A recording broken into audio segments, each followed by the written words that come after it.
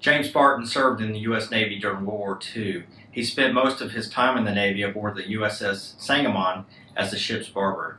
The USS Sangamon played a vital role in World War II. The ship was seriously damaged on May 4, 1945 in a kamikaze attack, killing 28 sailors and injuring another 110. The Sangamon earned 8 battle stars in World War II. James Hayden Barton, And where are you from, James? originally from North Carolina, Okay. Andrews, North Carolina. Andrews, North Carolina. I grew up there. And is that where you went to school? Yes, How far did you get in school? I went to the 8th grade up until January of 1939. Okay. Then what did you do after the 8th grade when you left school? I was into the CC camp at 18 years old in December of 38 and went in January 39. Okay. And then tell us how you entered the U.S. Navy.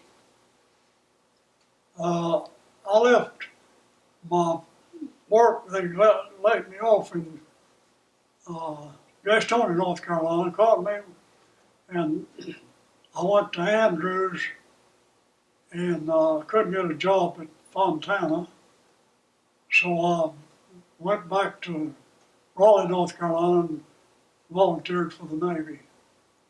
So once you signed up for the Navy, where did you do your training at? Your boot camp? Norfolk, Virginia. Norfolk, Virginia. What was that like? Did you get there by bus? They took me from Raleigh on up to when they swore me in.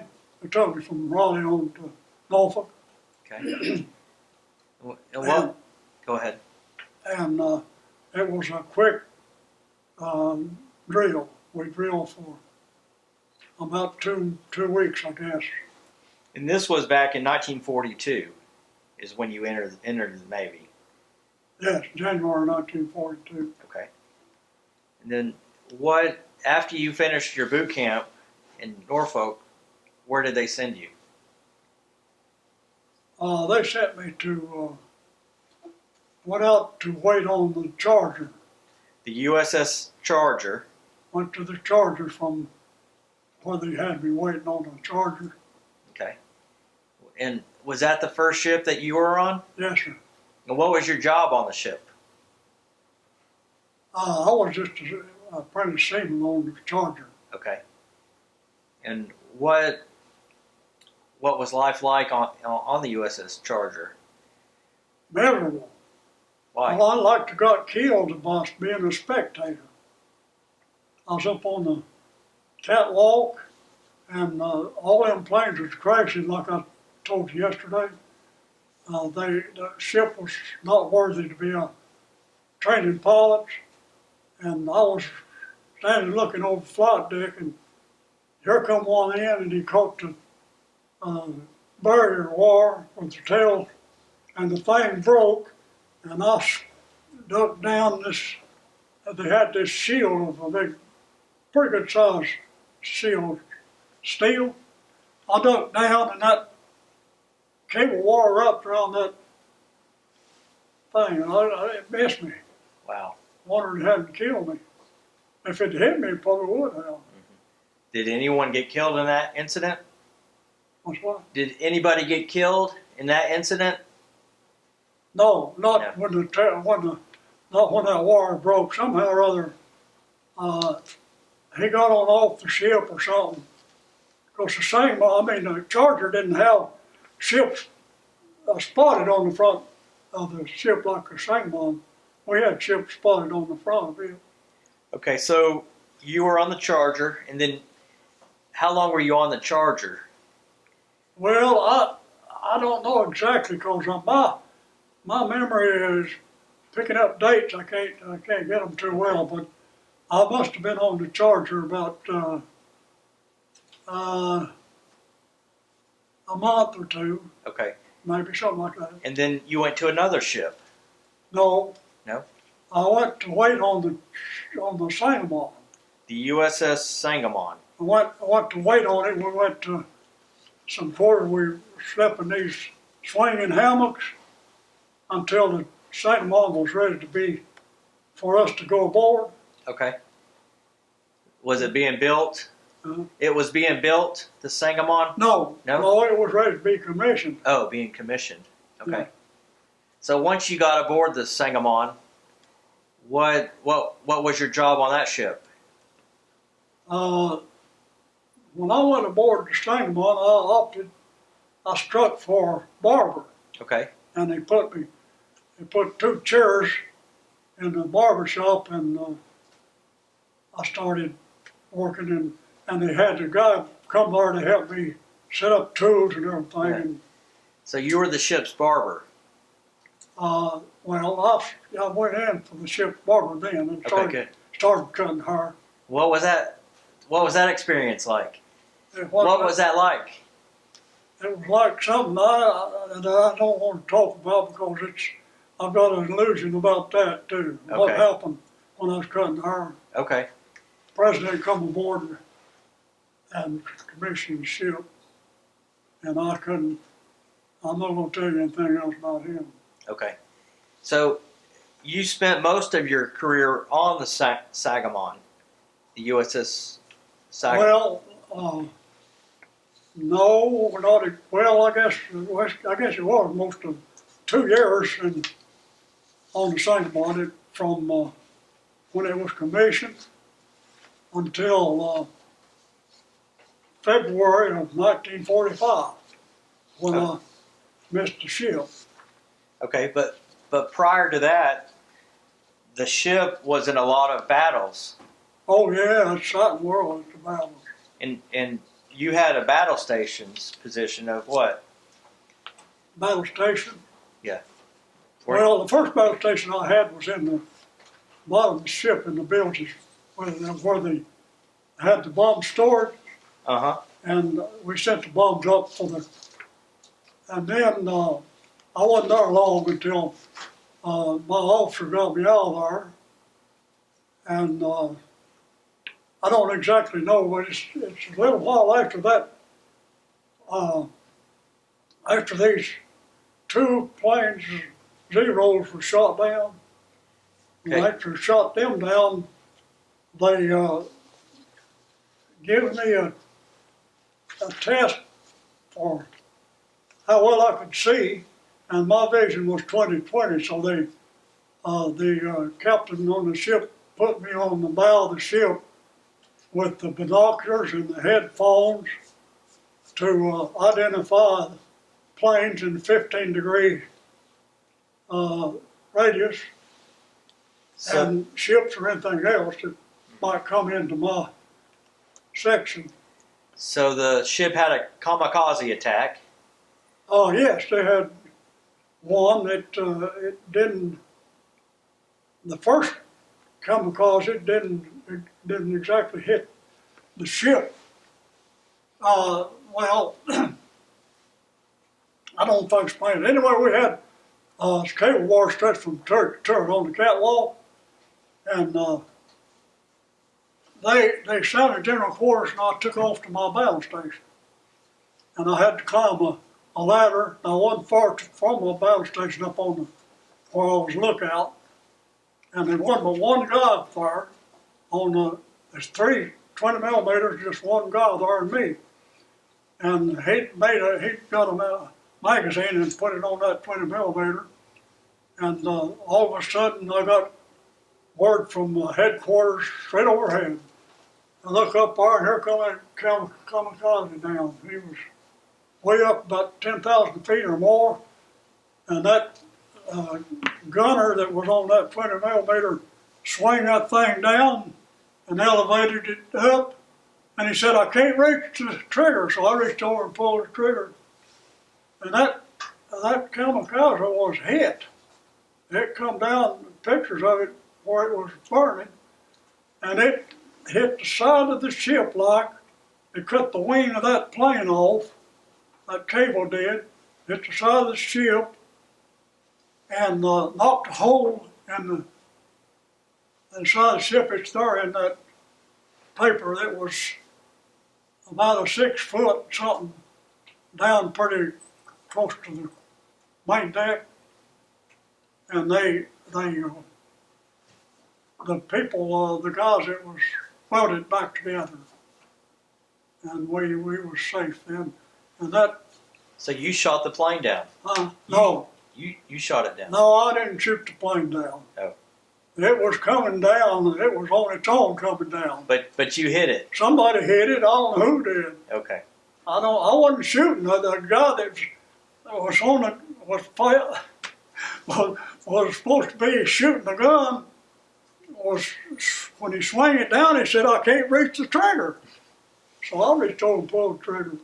I don't know how many were shooting at it, but there wasn't but 2 of us on that 3 20 millimeter gun turret. There wasn't but 3 of us on there. I mean 2 of us. But there's three guns.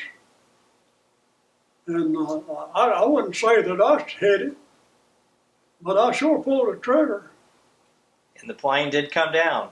And the plane got hit? Oh, the plane got hit evidently because the pictures showed it was on fire.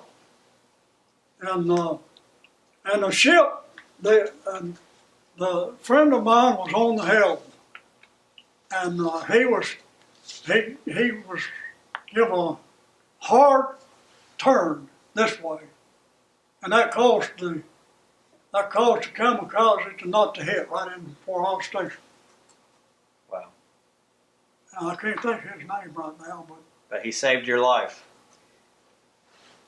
well, I said he had orders to do that maybe, or try to dodge that plane, you know. I'd say he did.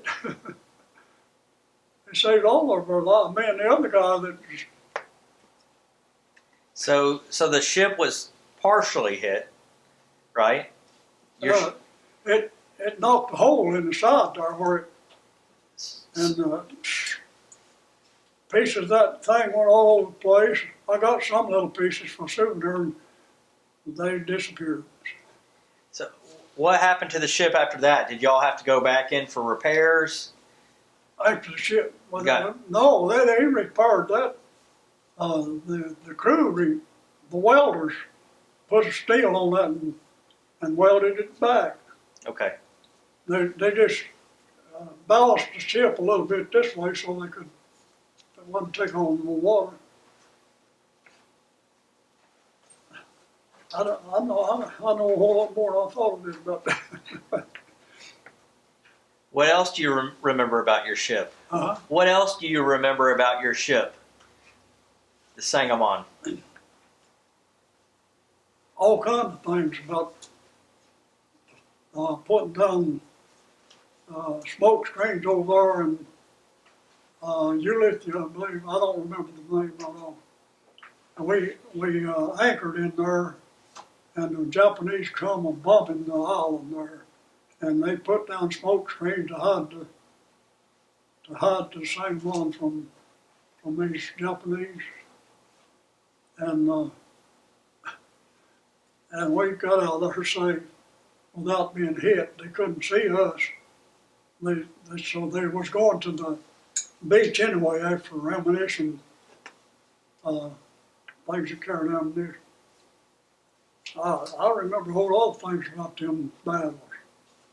I remember we went to Saipan. Of course, we went a whole lot of battles before we went to Saipan. And when we went to Saipan, this officer on board the ship, the what do you call him, that master at arms, he was up in the years and he had it in for me. And they had these Japanese up on the hillside there, and they was coming up on the other side after them, and they killed about 30,000 up there on Saipan. And I went up, started to go to down to eat, and this master at arms called me and said, "There's one." They put me on a landing ship and I had a tripod gun and headed for the beach after them Japanese that was coming over that hill. And we got on the beach, and them Japanese up there started shooting I think it was, they called it 3mm or something like that cannon at us. This one had got me, and one of them went through the sand right close to me. And we got that machine gun set up, and it had a big long belt, and I was the one that pulled the trigger, and I was shooting at him, and that belt come up and doubled back over and stopped. I shot about half of them, and they went on up there and found that Japanese dead. I don't know how many were shooting at him, but I was. And I don't know why he grabbed me and said, "Here's one.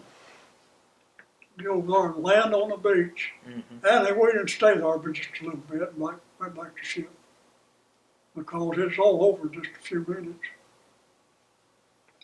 And of course, they was coming up on the other side, killing them Japanese like everything. I remember several things that got me in a bad situation. I mean, one reason he had it in for me because I wasn't shaving him every day. You wouldn't shave them every day? Is that what you said? No, I didn't shave. I couldn't shave him. I had too many members there to cut the hair for. I couldn't shave him every day. Take up too much time. I didn't have much help. I had this guy from Florida finally come there, George Cross, and he was barber in Florida before he come aboard. And he was so slow. We couldn't get the crew taken care of. So I went to my officer and ordered another barber chair and another barber, and they gave me another barber chair. And that way we kept up pretty good. That's neat. How was the food on the Sangamon? I was what? The food? Well, it was awful good up until about the last part of the Philippines when we went to land troops on the Philippines. And we didn't have a whole lot of food then, I don't think, best I remember. I remember my buddy there going down getting some cheese and coming back and said, they ain't got much. And they cooked us some eggs one morning, and they was all rotten, and we couldn't eat them. The crew couldn't eat them, so the captain made them fix us another breakfast. But well, we made it pretty good though. So after your time on the Sangamon, did you go to another ship? On the Sangamon. Did you go to another ship? No, I went. They took me to Hart's Island in New York, in a detention. Okay. And how did you get detention? How did I get it? I turned myself in Buffalo, New York, in the recruiting station there, and they took me down to a ship there later until they sent me on over to Hart's Island. Was that the USS Bivin? The Bivin? I was on the Bivin, but that was way later. Okay. That was, while I was there at Hart's Island, I had a lot of problems.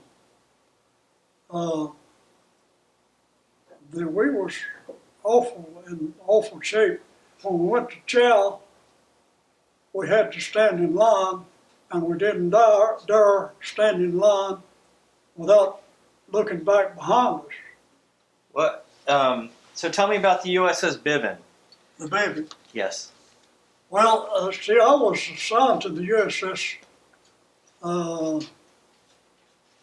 AKA cargo ship out of out of California, Stockton, I was somewhere in California, I don't remember the name right off. I was assigned to the attack amphibious, AKA, that carried troops for landing. And the 25 of us assigned to that ship. And when we got over into the Philippines, we were supposed to land troops on Mindanao. Northern Luzon, take that back. We were supposed to land troops on Northern Luzon. And the 25 of us, most of us, every one of the 25 had, just like me, would missed their ship. And they give us what they called a commando, and give us special quarters on that ship, and give us a knife to carry on our hip. And I was working with this guy by the name of Batchel from Pennsylvania, and we had, our list was up down there. There's 50 of them supposed to be put on that landing troop ship with their machine guns and all. And our name was on there, and his name appeared up there on that list. There's 50 of them, and his would be 51. So I said, I don't know how to do that. He said, come down here and I'll show you. So I went down there to watch him put them troops on the ship, and they'd come to the officer that was in charge, and he looked at Batchel and said, get in the ship, get off of there. They had these ropes where they climbed down the rope. Batchel looked at him and said, you get in the ship. He said, no, I said, I'm in charge here. I said, you get in there. Batchel said, if you don't get in there, I'll throw you in. He went over the side. And from then on, they put the name up there in a different situation, because his name appeared like that he was supposed to be going in there too. To that officer, he didn't know the difference. And when it come my turn, I knew what to do then. I didn't have no problem. So, any other stories that you remember from the Navy? Well, that one particular thing still, I've got a whole lot on my mind about that. Whenever they started landing them troops, they got word the Japanese were going to sue for peace. And the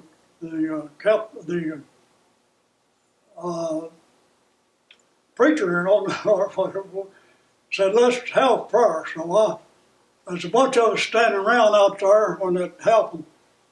And when they said, let's have prayer, I went down on my knees. And when prayer was over, I raised up, and all these guys looked at me. You go down on your knees? I said, fella, if you'd been through what I have, you'd go down on yours too. And that was the end of that. We were transferred after all the troops left. We were all assigned to ships, different ships. And Batchel was on there then, and we got separated. We wasn't together no more. I went to the USS Bivin then. And how come he on the USS Bivin? I had, when they gave me the court-martial, and before they gave me the court-martial, I was getting ready to go to the court-martial. And I went into the bathroom to get ready, and there was one guy in there that was supposed to be taking care of the bathroom, I guess. And I told him, he happened to be black, I told him that I was having to go to the court-martial. He said, I know how to get you out of it. And I was all out of it, and I didn't know what to do about anything anymore.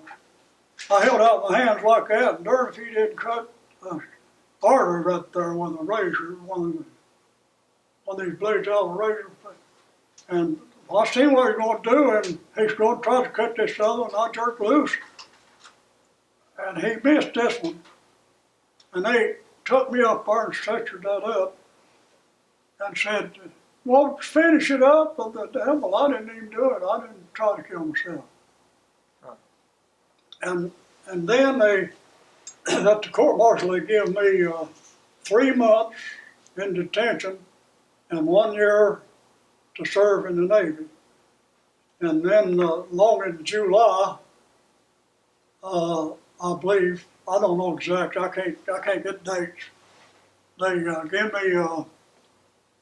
They give me a train trip to California, to Stockton, California. And I went out there, and that's when I caught the AKA. I'm telling too much. No, and so California is where you were discharged, right, from the Navy? Yeah, well, that was in San Diego, though. It In wasn't. San Diego. The other was, I believe, in Stockton, where I caught that ship. I can't recall the name of it.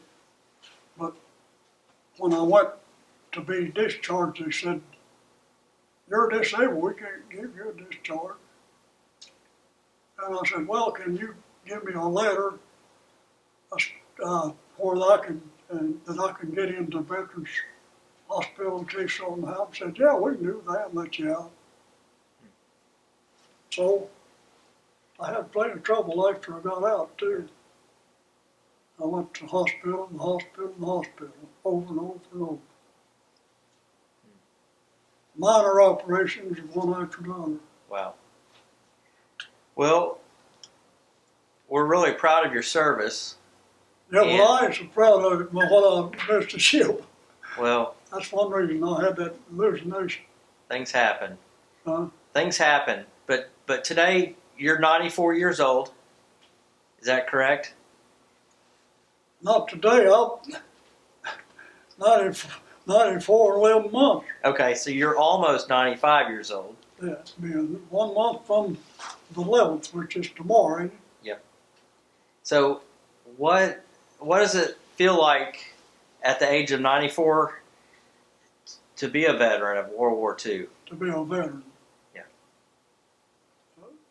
It felt like I was goofed and I wanted to forget to talk about it, not talk about it.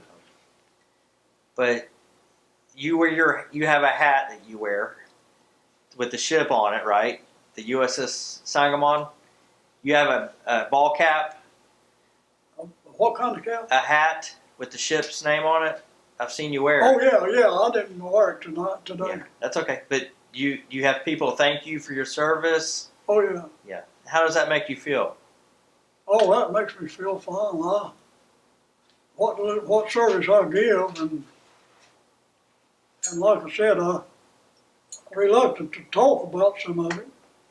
Well, you have honorable service. I mean, I've seen your discharge. Oh, yeah, they gave me an honorable discharge, but So you don't have anything to be ashamed of or anything like that. I mean, everyone has their own situations, but I don't know. I appreciate them for giving me that honorable discharge, because I wouldn't have been well off with the other two. Well, James, we're proud of your service and enjoyed interviewing you today.